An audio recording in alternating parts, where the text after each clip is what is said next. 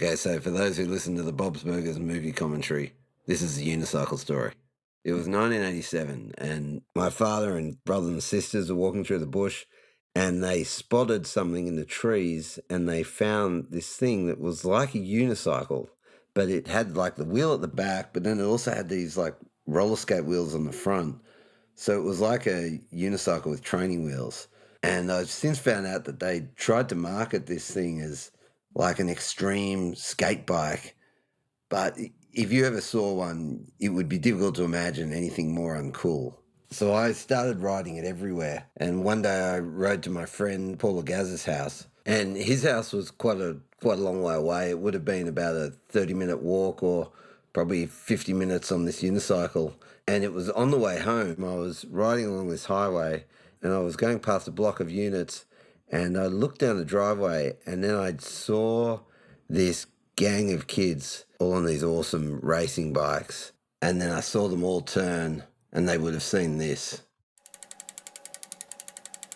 So I knew I was dead and I started pedaling as fast as I could. And the footpath had a gentle slope to it, which meant I was going at about the speed of a brisk walk. And there was quite a bit of time after seeing them where I had time to think about the situation. I remember really just being angry at myself at that moment. Like, why do you put yourself in this situation? Like, I could have just ridden a bike up. There's no reason to ride this thing. It's taking forever. And now I'm just going to get beaten up.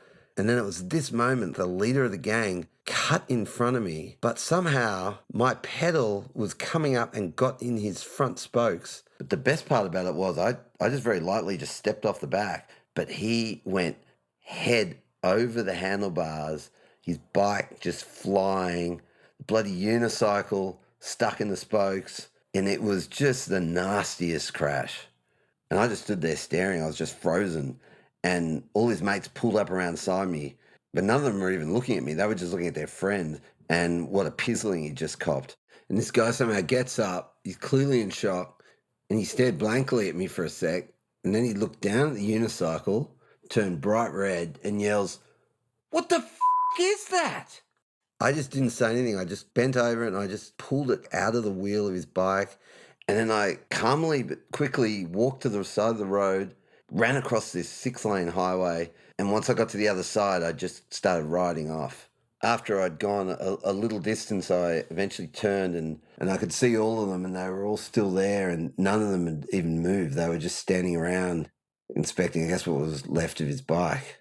And so for the rest of the way home, I stayed off any of the main roads and just stuck to side streets and alleys. And I don't know if they ever came after me, but I never saw them again. And after that, I took the unicycle back to the bush and I returned it to whence it came. No, I didn't really. I still got it.